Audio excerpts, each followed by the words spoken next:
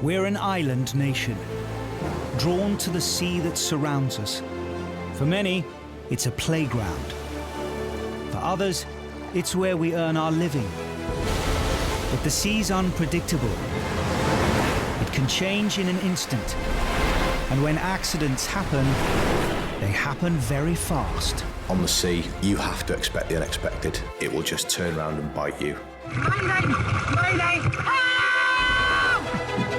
There to save our lives is a volunteer army of nearly 5,000 ordinary people. When the pager goes off, we don't know what the shout is, where it is, how many people are involved. It could be anything. Where do you feel the pain, Alex? My back and my leg and my neck. Stuart, just hold the boat! I am so thankful that they came. Things could have turned out to be a lot worse.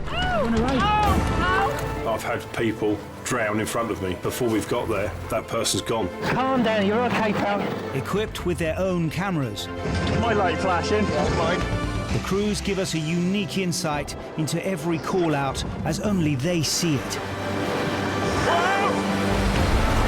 Speeding through the roughest weather, searching for people who may only have moments to live. For those who risk their lives, it has become a way of life. The decisions we make on a lifeboat can all mean the difference between life or death.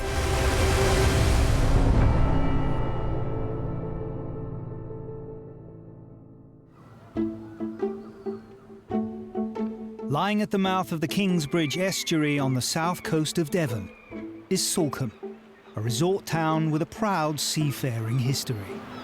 There aren't many harbours that you come into that look as beautiful as this place. Its biggest selling factor is sandy beaches and nice clear water. The harbour is made up of recreational, commercial fishermen, commercial water sports, paddleboards, canoes, kayak, everything. You name it, if it floats, it's pretty much been in here. But by the autumn, the local fishing fleet can often have the sea to themselves. The Salcombe lifeboat crew have received a Mayday call, the highest level of emergency at sea. A fishing boat is in distress a mile offshore.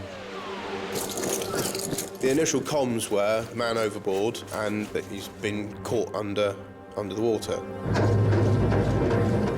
You hear Mayday, a man overboard, it sort of pricks your ears up and you're thinking, all this stuff we've trained for, this is where it counts now. Any delay on a Mayday call can mean the difference between life and death.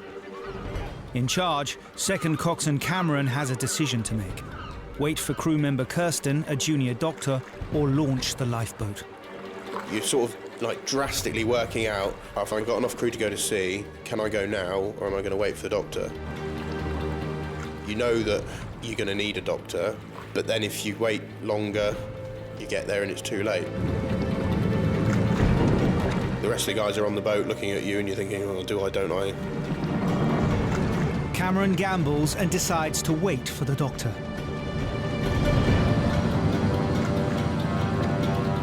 When I got to station, first thing I saw was Cam, who was like looking down at the street, and normally he like say hello to me or something friendly to start with, and he just went, "Get your gear, there's an unconscious fisherman," and I think that's all we knew at that time. With Kirsten now on board, the crew pushed the Tamar-class lifeboat to its top speed of 25 knots in a race to reach the fishing boat. Fishing's a very dangerous occupation, so they're used to taking risks. They're very good at looking after themselves, and I think often that's why when something goes wrong, it's gone wrong in a big way. You're making comms to the Coast Guard, they've given you an update, he's now on deck, they've got him breathing, but he stopped breathing again. The fisherman has been pulled back on board unconscious. His crewmates are trying to resuscitate him. Worst case is you arrive and he's not breathing and you can't get him to breathe. We do our best for that not to happen, but you can't control that. Time is always against you when someone's been in the water.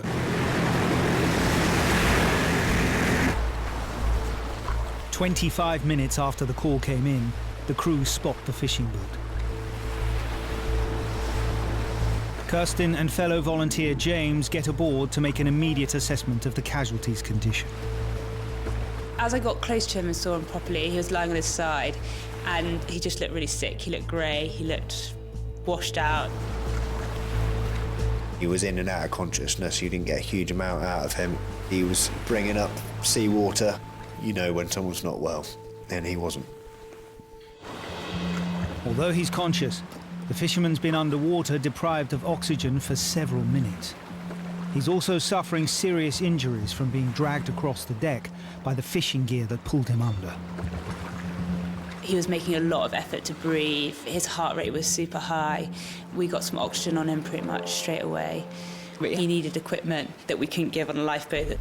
Cam had said to me before, like, if you can, let's just walk him over and take him, you know, back into Salcombe. And I remember telling Coops, you need to tell him he's big sick and he needs to be immobilised and we need to get him out of here and quickly.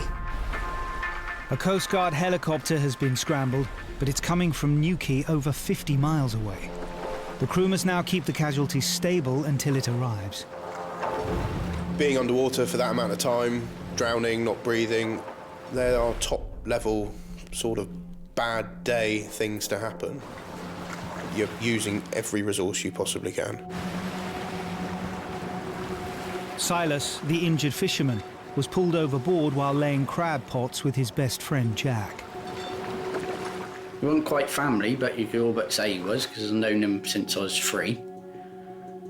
We went to primary school together, we went to secondary school together. We did everything together, pretty much. He had his own little boat and wanted to learn, and I said that you come on with us and we'll teach you. We were nearly about to go home. Silas let the end weight go. The rope sort of come tight and it appeared to like attract round his hand. He got tangled up and he hit the deck and he was sliding out the door. And I'm still looking over the rail, froze, and he's looking at me with full eye contact. And the expression and the look in his eyes was, I'm never coming back. And then I watched him go out the door and he just disappeared into the blue.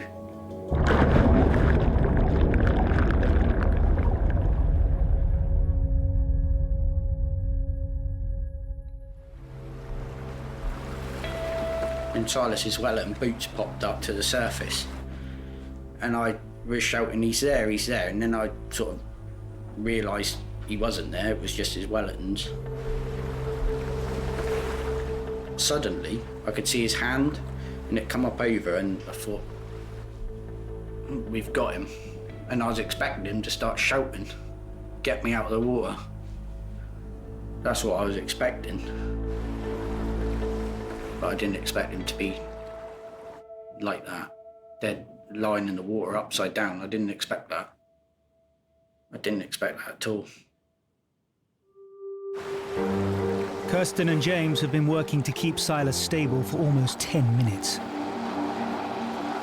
Finally, the Coast Guard helicopter appears overhead.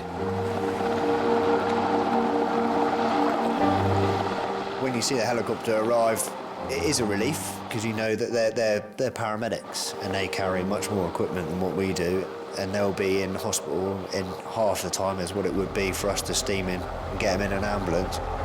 It could give them the best chance to survive if they get up in a helicopter.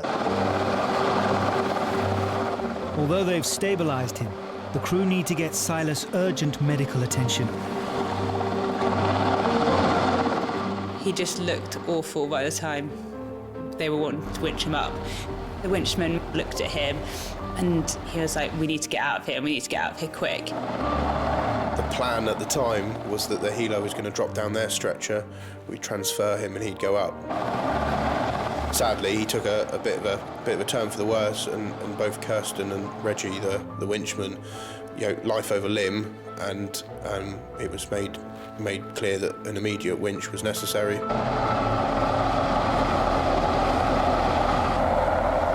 Silas has flown 30 miles to Plymouth to be treated for serious neck injuries and the effects of oxygen starvation.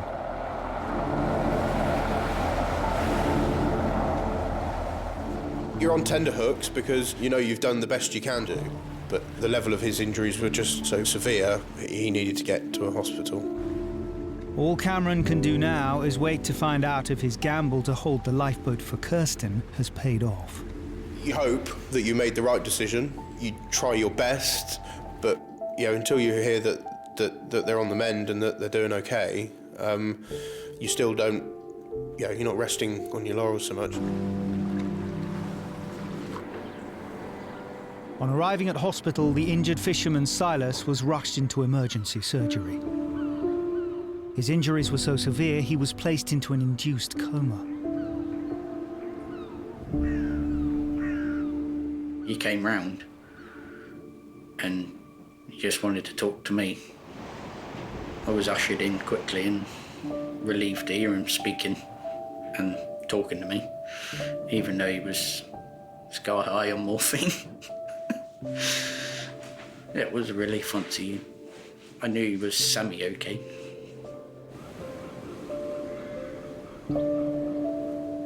I had a fractured neck. Obviously, as I went out the door, I must have fractured it then. It hit a bit of stainless steel and just knocked my vertebrae forwards and fractured my neck. I remember being under the water for a little bit, and then I must have got unconscious, just blacked out. I think he came as close to dying as you'd ever want to come. You do feel like proud that you've done something that, actually might change the outcome of someone's life. Well, I'm very grateful for what they did. If it wasn't for them being on the ball, I might not be here. It says on those YOLO t-shirts, you only live once, and my mate went, you need one that says YOLOT. You only live twice.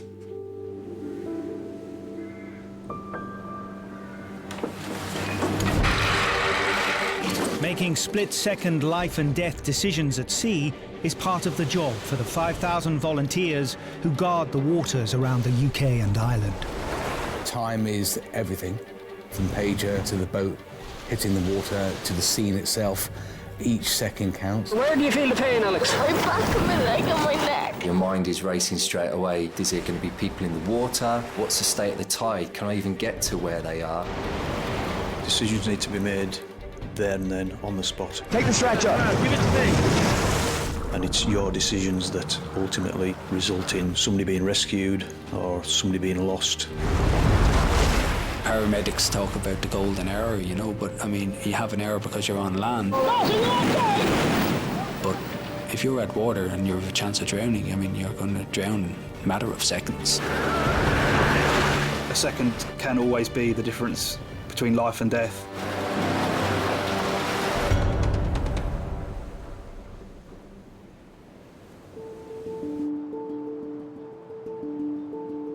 In its 143-year history, the crews at Moelfre station on the Isle of Anglesey have amassed 37 awards for gallantry. Hello. Hi, Rob. Hello, Bobby J. Probably wouldn't call it a team. I'd probably call it more of a family. Do they do extra large boys? There's nothing that could break the bond that we've got. It really is a small community, and the lifeboat station's the big part of it. Lying off the rugged northwest coast of Wales, the seas around Anglesey are peppered with rocky outcrops, which have wrecked many a ship over the years. And there's one place on the Moelfre cruise patch which is more treacherous than most. Dillis Island is a chunk of rock in the middle of the sea, 2 miles offshore, but it's notorious in the 1800s for shipwrecks. I've been on the island and it's pretty bleak. It's cold, it's exposed, there's no shelter from the wind, so it's not a nice place. It has a refuge on it that's been there from the 1800s, and its purpose was to give survivors of shipwreck a location to shelter until help would reach them.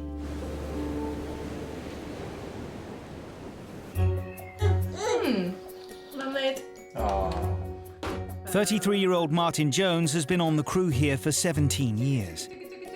He and his wife Kerry have lived on Anglesey all their lives. Lottie, does Dad go on the boat? Yeah. 18-month-old Lottie is one of the newest additions to the community. It's having a little one, it's made you look at life a bit more, more sensitive. Makes you think about everything, really, running down to the boat. There is always that risk that this time they might not come back, but it's what he loves to do, so we all just live with it.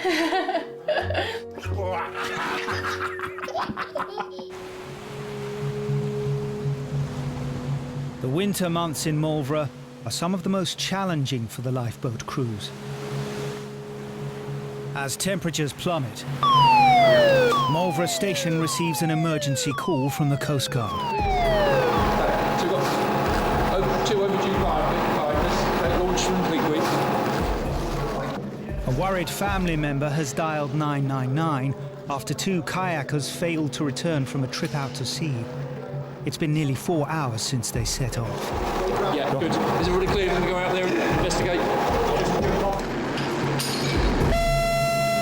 5 minutes after the call, the station's 32-ton Tamar-class lifeboat is launched. The first information we got at the station was that it was an overdue kayak.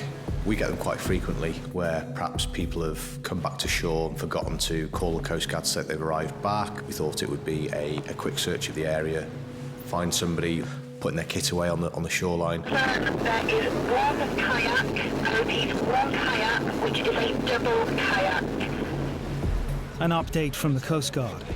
An upturned kayak has been spotted drifting 1.5 miles out at sea. 2 persons, possibly in water. Still thinking about recovery from the water. Yeah. So I don't know how long they've been in the water, but we'll try to see what I'll go in if needed, yeah? Thank you. When you find out that they're not actually with the craft, it changes your train of thought. A cold day in February, the seawater temperature, it's going to be freezing cold. Their chance of survival has reduced massively. A biting easterly wind has also plunged the air temperature below freezing. In these conditions, hypothermia can take hold within minutes. Cramp sets in, your body functions are reduced, you can't move your arms, your legs properly, and you literally just become a floating mass that isn't able to help themselves. Yeah, just have a think about if we've got to recover somebody from the water, get some blankets out. We didn't actually know what time or at what point they got into difficulty. Were we looking for people treading water, trying to stay afloat, or were we looking for potentially 2 bodies? We just did not know. Can we get some beds up here, please, guys? 2 persons in the water, 13-year-old. How's that 13-year-old? We got the information that it was a father and his 13-year-old son, and that was a real kind of game changer for me. Big lump in my throat, felt instantly emotional. I've got a 10-year-old son myself. I'm not the only parent on that boat. And for everybody, it got very, very serious, very, very quickly. On the morning that Joe and Paul went out kayaking, I just had this foreboding sense of ill feeling at them going. Sadly, I was proved right. I rang the mobile phone. It didn't even ring out, it just went straight onto answer phone. I was trying to make excuses for why I couldn't get hold of them. And then eventually, I couldn't justify making any more excuses. I rang the Coast Guard, and then I made my way to the beach. I was panicking inside. Biscuit 2 on that. 140. 140 F-minus at 1.5 miles only run. Manager? Yeah, okay. All the crew have to go on is that the upturned kayak was last seen around 4 nautical miles up the coast from Moelfre, just north of Dillis Island. I was in the wheelhouse taking information over the radio. Josh, one of our junior crew members, I could hear him shouting at the top, "I've seen somebody."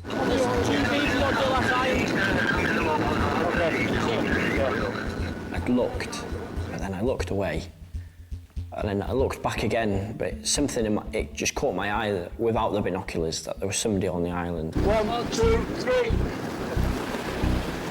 fastest way to get to the island is with the small Y-class boat. As Martin and Josh approach, two figures appear. Bear with me. Watch yourself. Get contact with the bow, box. Okay, yeah, Josh. Right. What's your name, mate?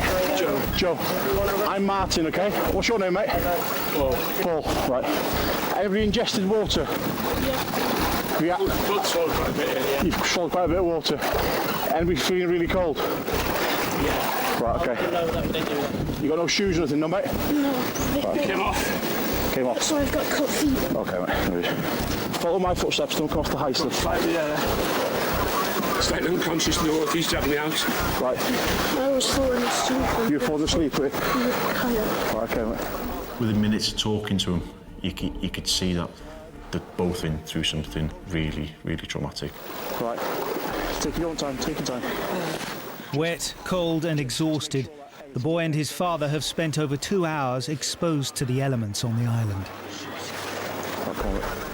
It was by far the most severe case of hypothermia I've definitely seen. Yeah, everything. The shakes, the clamminess, the blue lips. Josh, ask for the chopper. We needed to get these casualties off here. I need to get them to professional medical assistance. I think the plan is to evacuate by helicopter. We're going to get you seen to hospital.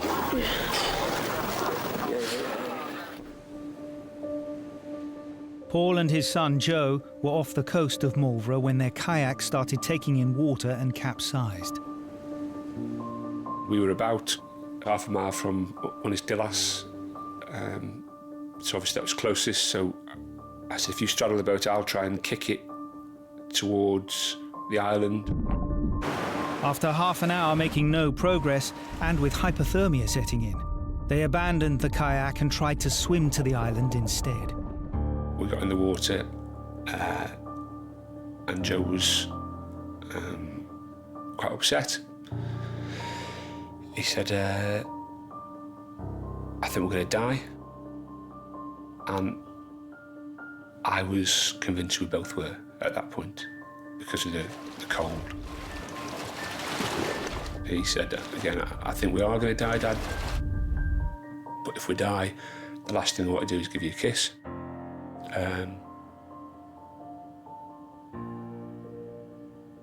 So I gave him a kiss and I told him I loved him, and we set off to swim. The waves were breaking on me and I was taking on quite a lot of water, and obviously the sea temperature was what it was, and I'd been in there for quite a long time by now. My arms were starting to fail, and I was on my back, and I remember feeling that this is really warm and really peaceful, and just went to sleep.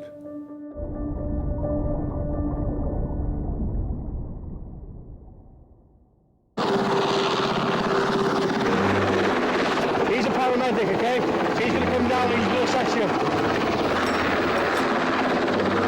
You can swallow on a seawater, if so, a lot. Yeah. Roughly how many full mouthfuls? I thought I was going to drown. You thought you were going to drown? What about you, little man? Thought you were going to drown? Yeah, good effort getting your dad, yeah? He saved my life, I saw he was like unconscious, so I jumped back in the sea, swam to him, carried him to that island, then gave him CPR and resuscitated him. I don't remember how I got from the side of the water up to the tower. I asked Joe how I got there and he said, I put you in my back and I carried you. Don't you go to sleep on me, okay? He was just on my shoulder, so like, because the rocks were about 4 or 5 foot high each one, I'd carry him up one, then I'd just like have a little tiny rest because it's quite tiring.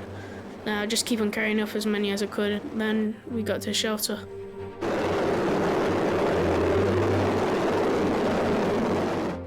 Without a shadow of a doubt, Joe saved my life that day. When he thought that he was looking at death, the fact that he wanted to do that as a last action, I think was lovely.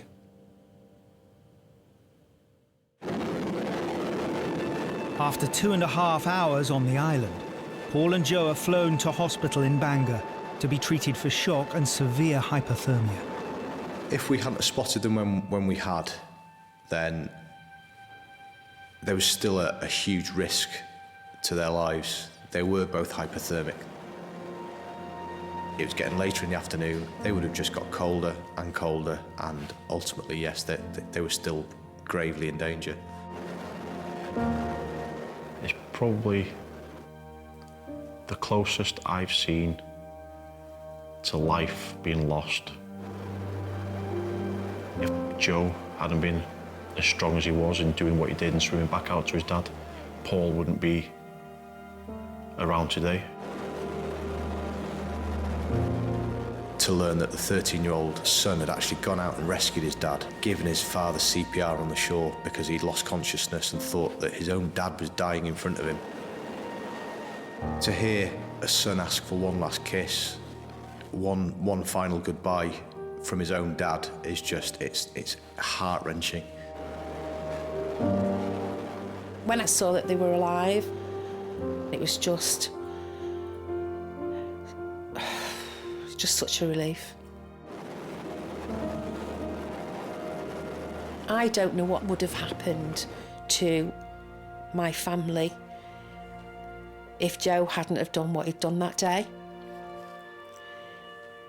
But I do know that he's got the right moral compass, and I'm very proud of him for that.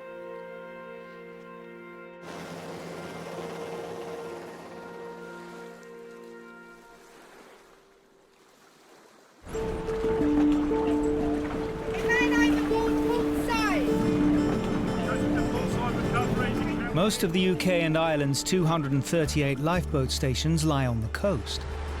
But the busiest is Tower on the River Thames. Annually, over 10 million tourists, commuters and city dwellers use this stretch of water. And the crew at this station deal with over 500 call-outs a year. 5, 4, 3, 2, contact! The Thames is a very unique body. The footfall we've got in London being the capital city, I mean, people flock there in their thousands on a daily basis. We've got an awful lot of commercial users with a high volume of passengers. We've got a lot of people on the embankments, on the bridges. The river brings so much life and so much to the city, but if you don't respect it, it can take everything away from you as well. Guarding 15 miles of river, Tower Lifeboat Station floats on a pontoon alongside Waterloo Bridge. Most of our jobs are people recovered from the water.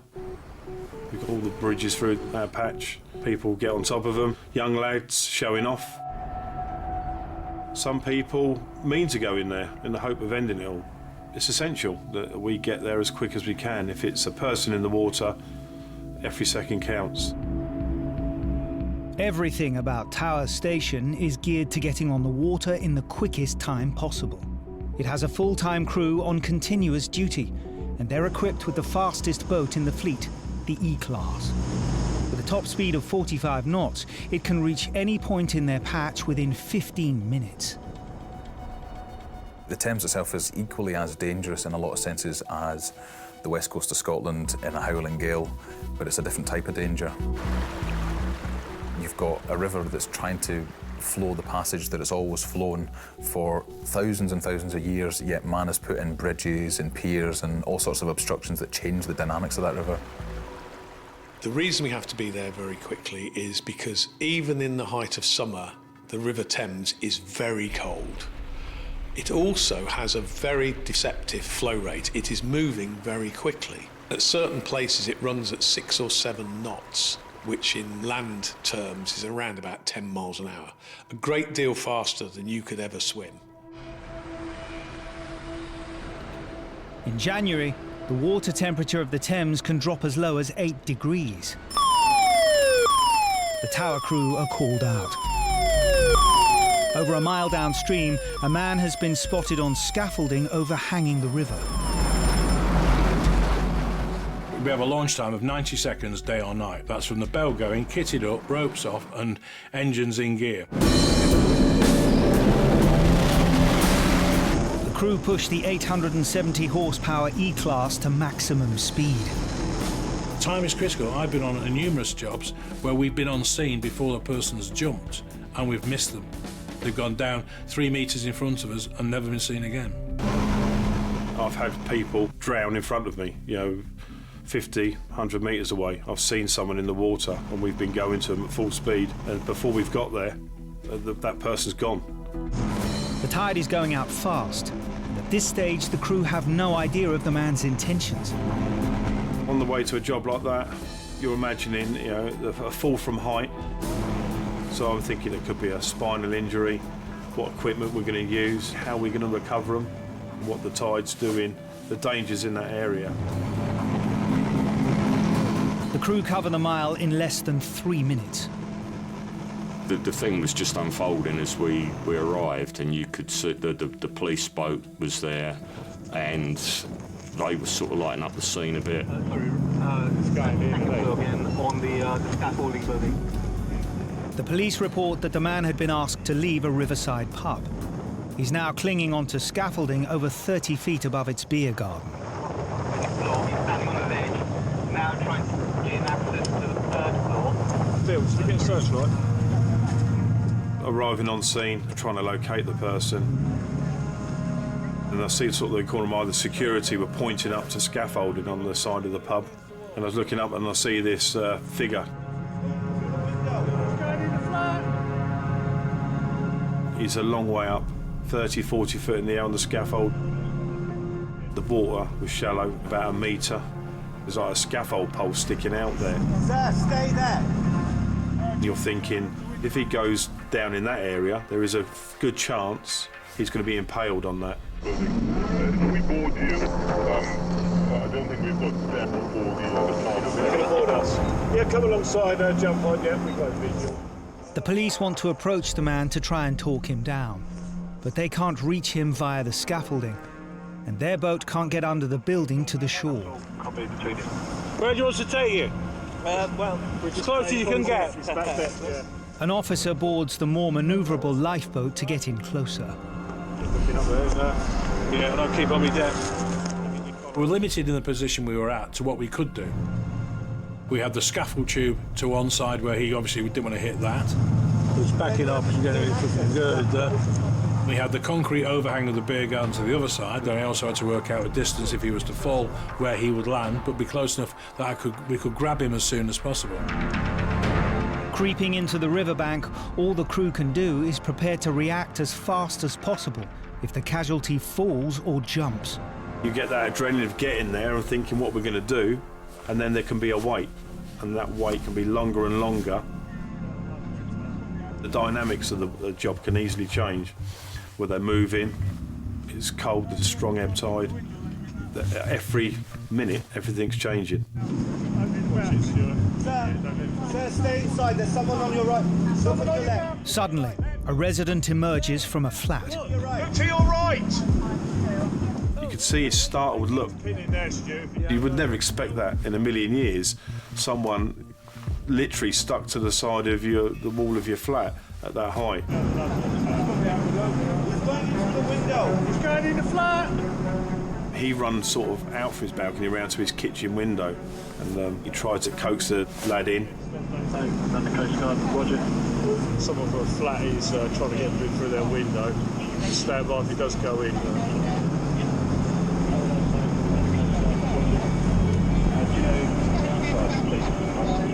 The ledge must have been no more than 3 or 4 inches that he was balancing on. Phil, if he goes with that side recovery.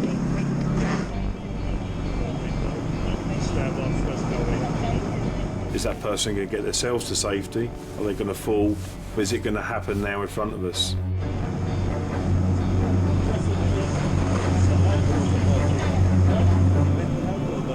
He's coming. Male in water. I remember saying to him, here he comes. and it's in slow motion. You can almost hear them, and then you hear that splash. The casualty has narrowly missed the scaffolding pole, but now the crew have just seconds to get him before he's swept downriver in the darkness. Come here!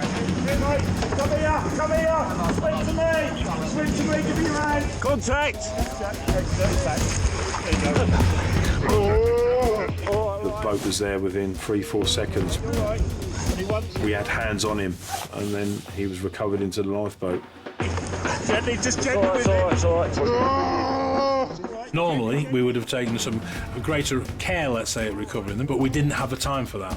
Purely where his location was, seconds later, we would have been swept underneath the overhang of the beer garden.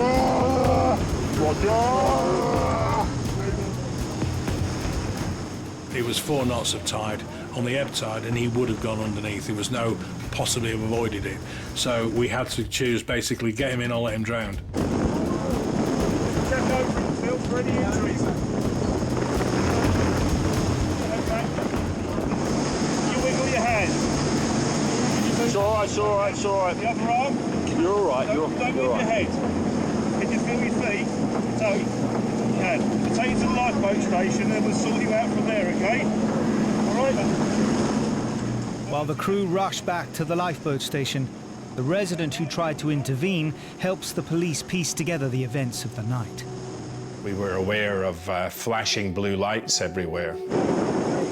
Went out in the balcony and got a real shock to see a young guy hanging onto the side of our building just by our window, looking absolutely petrified. I started talking to him and tried to ask him whether he felt he could edge along the ledge a bit to get opposite the window we'd now opened. The next minute I knew he just went straight off backwards off the ledge and literally fell straight down. I just remember a huge noise when he hit the water and a yell. It was a frightening sound, to be honest. And they immediately pulled him out, and in what seemed just like seconds, that boat was gone. I guess it just reminds me what a great job the lifeboats do and how often people seem to get themselves in difficulty in the Thames, right in the middle of London. Have you got any pain anywhere in your body? Despite falling nearly 30 feet into a few meters of water, the casualty appears to be uninjured. I expected him to have some serious spinal injuries, but by some miracle, by a few scratches and grazes, he was fine. Amazing. He fell off in the fetal position, backpack leading the way, went in the water, and because it was so shallow, I don't think he completely submerged all of his body at the time. I think he sort of rocked on his backpack under the water. All right. How much you had to drink tonight? You had quite a few of you? To fall from that height, to miss that scaffolding pole that was sticking out 6 foot away from you, and not to get swept under the pier, it could have been so much worse. At the lifeboat station, the casualty was given the all clear and allowed to go. He was staggeringly lucky. There were so many ways of him getting seriously injured, and he avoided them all, which was, I'm very pleased. Like, we always want a positive outcome.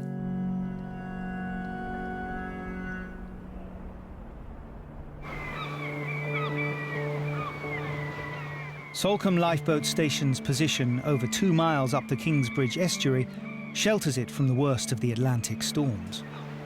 But every time the crew is called out, they face a hidden danger, a large sandbank lying in the mouth of the estuary.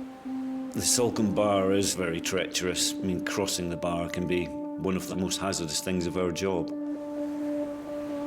It takes a very skilled coxswain to get that boat in over there on a rough day. The destructive power of the bar was brought home just before dawn on the morning of the 27th of October 1916, when the local crew launched to a wrecked schooner 4 miles along the coast. This is the old lifeboat station, so they would have come out here, rolled her down and then pulled her out and rowed out to sea.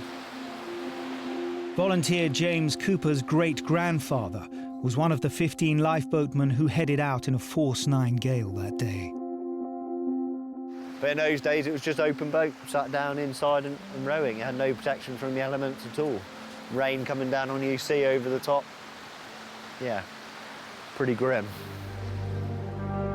When the lifeboat reached the schooner, they discovered her sailors had already made it safely to shore. Returning home after 3 hours at sea in terrible conditions, and just a few hundred meters from the safety of the estuary, the lifeboat capsized in the huge surf breaking on the bar.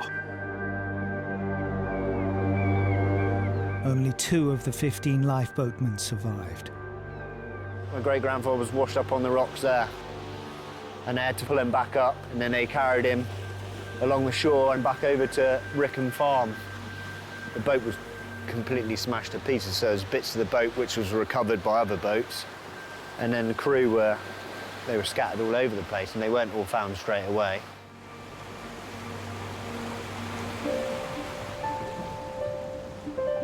You can't really comprehend how bad it must have been, because, you know, that's a lot of men from the town gone. Yeah, you take your hat off to them, you know, because that's some bravery. That's when, as they say, men were men, because they were, you know, different sort of breed, I think, in those days, different breed. A clear March day. The Salcombe lifeboat is called to one of the most urgent emergencies at sea. 15 miles out in the English Channel, a boat is on fire. When there's a fire in a fishing boat, it has to be a very fast launch, because life is definitely an immediate risk. The Salcombe crew aim to launch their Tamar-class lifeboat in 9 minutes. Today they do it in 4.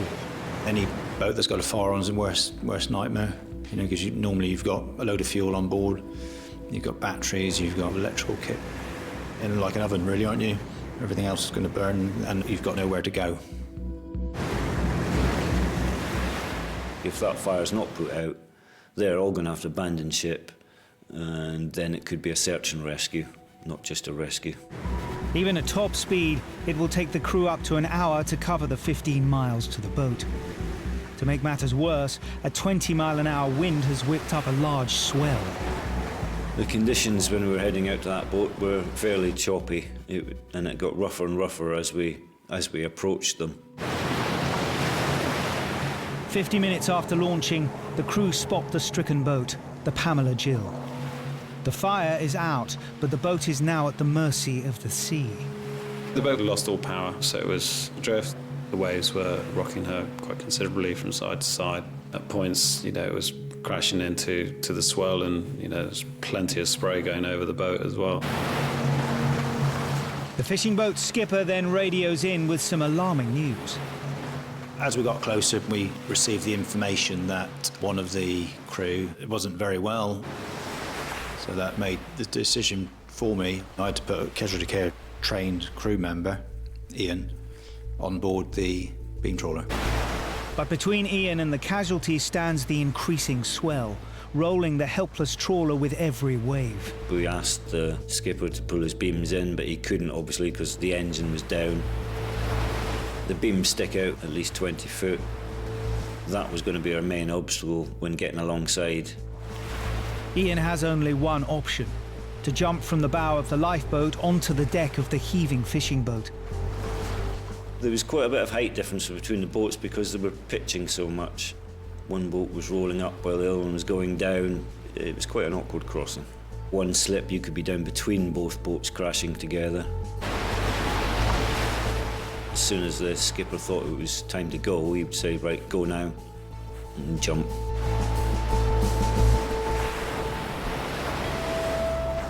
Before he can tend to the injured casualty, Ian must make sure the engine room fire is fully out. You could see where the exhaust ran up through the wheelhouse of the boat, and it was encased in a steel case which was still glowing red, and the whole boat stunk of smoke. But I didn't want to get in there and start digging things open, because letting more air in could have caused that fire to start again. The casualty is conscious, but after fighting the fire is suffering from severe smoke inhalation. He was being violently sick. He was complaining of a headache and chest pains. We had to make sure he didn't have burns in his throat as well, because he had been very close to the fire. They need to evacuate the casualty as fast as possible. But in these conditions, the crew can't get him on board the lifeboat. The only way to get him the 50 miles to hospital now is by helicopter. What we had to do in the meantime was just get the fishing boat under tow, so get a tow line across, secure the tow line, and pull the fishing boat at the right speed and in the right direction for the helicopter to get the safest approach for the winchman. The crew must tow the 260-ton dead weight of the trawler at a constant speed to give the winchman any chance of landing on it. The helicopter arrived, took a couple of turns. I think they were sussing out what was going on.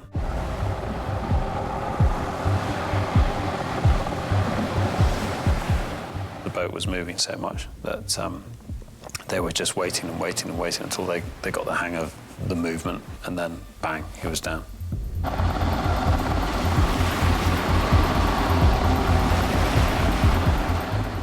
Within 90 seconds, the injured fisherman is being winched back up, ready for the flight to hospital.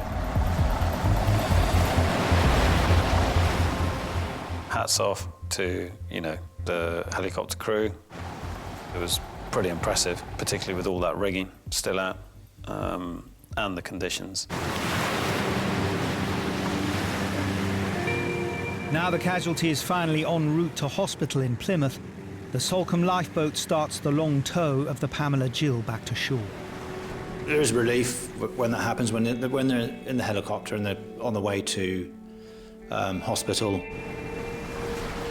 We turned around and towed the fishing vessel up towards Brixham. 49-year-old first mate Sean was treated for smoke inhalation and released from hospital the next day. Was thick smoke, yeah. So I went outside to get me breath, obviously. And I ripped the rest down, extinguished the fire. They could have easily got out of hand with wooden steps, wood cupboards. It would have spread, yeah, definitely, without a shadow of a doubt, my friend. Yeah, we was very, very lucky. Very lucky indeed. If he hadn't gone into that fire and ripped all the cowling off and made a hole in that exhaust tunnel, that boat would have sunk. It would have burnt into the wood, and I think they would have gone down.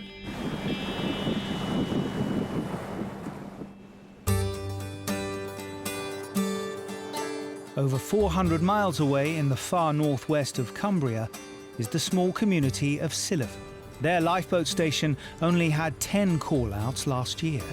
If we start locally, the changes that are happening now is the main bank off of the slipway is moving down. That could cause a problem for us launching at low water. Helm Steve is the most experienced crew member here, with 30 years volunteering under his belt. Generally through the Solway, the tide gets up to about 4 knots, but up sort of past Annan, it's up to 10 knots, which is dangerous for anybody, even in a fast boat. The Silloth patch covers the Solway Firth, an estuary leading out to the rough and unpredictable Irish Sea. It's infamous for fast tides and shifting sandbanks. On a day like today, the Solway is beautiful. It's actually set in an area of outstanding natural beauty, and you can see why, but it hides the dangers. It's constantly changing, very dynamic. The sandbanks move, the channels move, the depth of the channels change. It is said that parts of the Solway, the tide comes in quicker than a man can run. The sea can flood in at over 8 miles an hour off Silloth. The power of the water constantly shifting the local sandbanks, leaving large parts of the Solway uncharted. I don't think anybody ever knows the Solway. You can catch anybody out. Anybody who thinks they know the Solway, they can be caught out.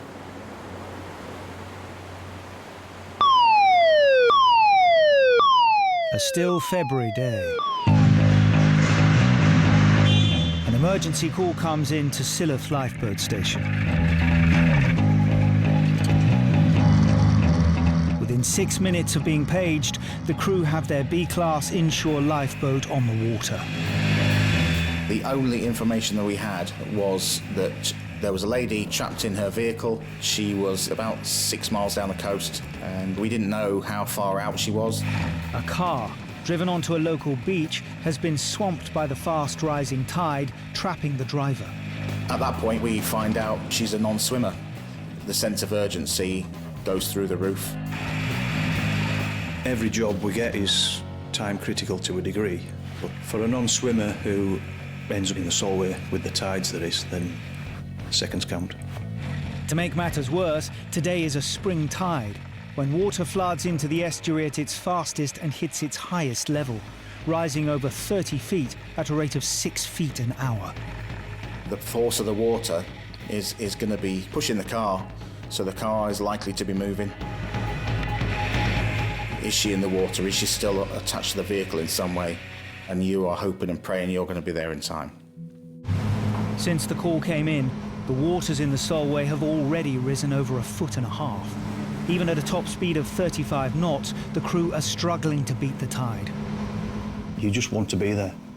You want time to fast forward and you to be there and you to spot this person and get them in the boat, but you can only go as fast as the boat will go. And now they face another delay. Between them and the casualty lies one of the Solway's most treacherous stretches. You don't want to be inside the shore side of Beckfoot Buoy. It's full of large and small rocks. Some of them are big van-sized. The crew must navigate through the huge rocks just under the surface as fast as they dare. Hitting these rocks or the boulders risks damage to our boat or the engines, and then we're no good to anybody. We need to go slowly, which you don't want to do. You want to be there.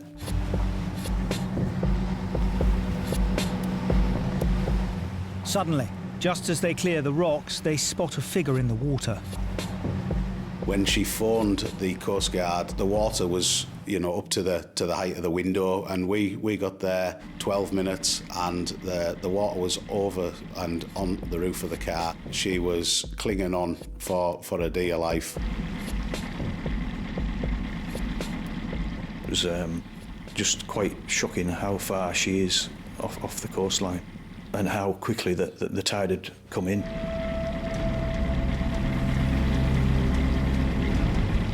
When we got closer to the casualty, I actually recognised who the casualty was. Caroline's often on the beach. 9 times out of 10, she'll be with her husband, who is severely disabled. The priority now is to find out if the casualty's husband is trapped in the submerged car. I looked at Steve and said, "Shall I go in?" And he just gave me the nod, and I just went straight in. I got hold of the inside lip of the bonnet. The windows were open, so I'm giving the car a good sweep. I've got my arm right in as far as I could possibly go. I can feel the headrest of the front seat, the passenger seat. You are dreading the possibility of touching somebody.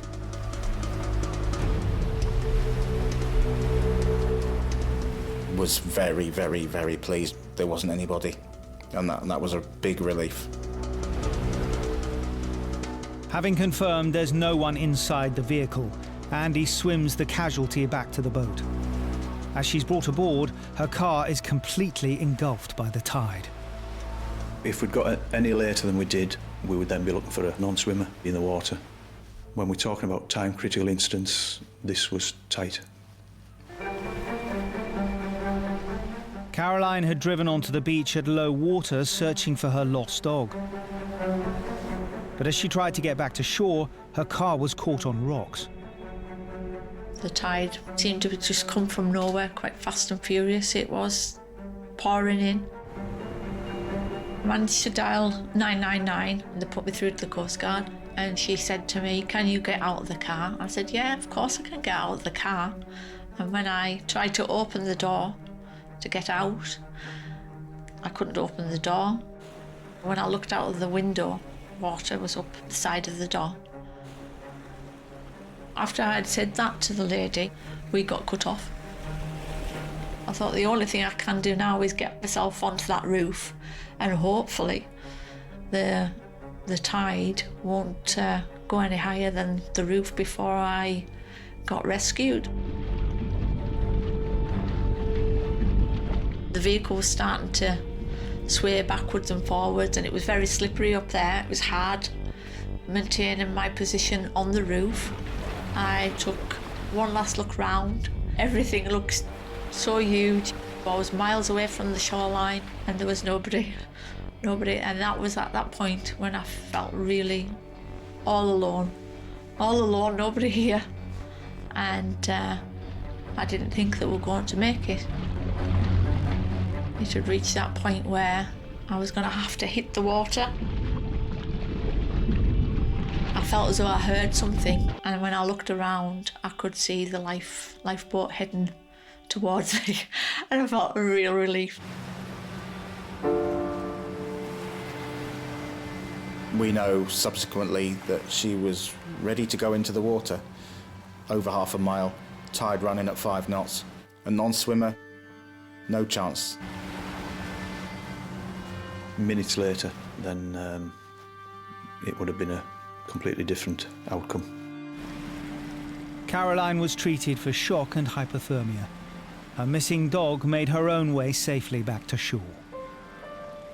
I will be eternally and forever thankful to them all. If it wasn't for the split-second timing of those RNLI guys coming along at the right moment, because it was minutes really before things could have turned out to be a lot worse.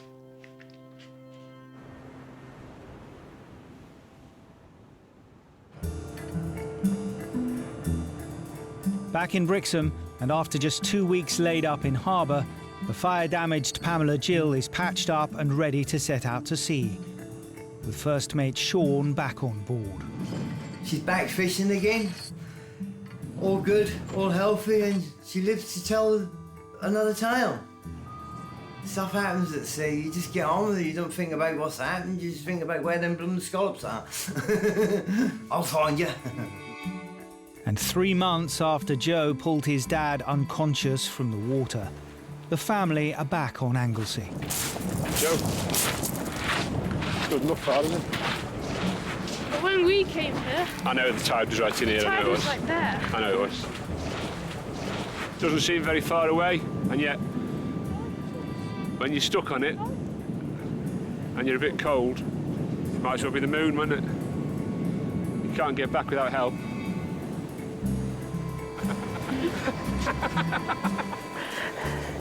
You're still not quite big enough yet, Joe. We've booked a holiday in Croatia.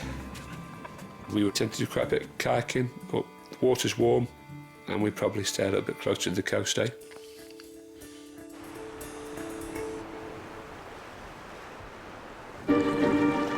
Are we going to get into this vehicle somehow and find there's somebody stuck in there?